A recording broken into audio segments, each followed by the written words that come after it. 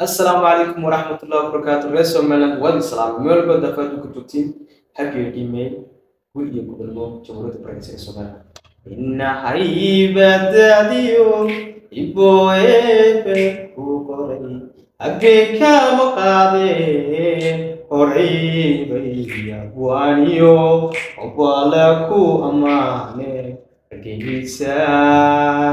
igo baladiisiyo heesaga caan baxay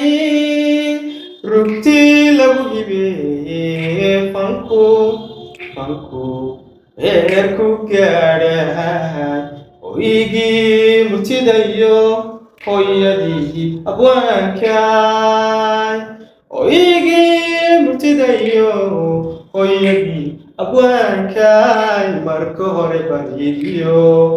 ambal iyo salaamban adyad kaaga dhigayo waad hooda badantee argeysay manabadba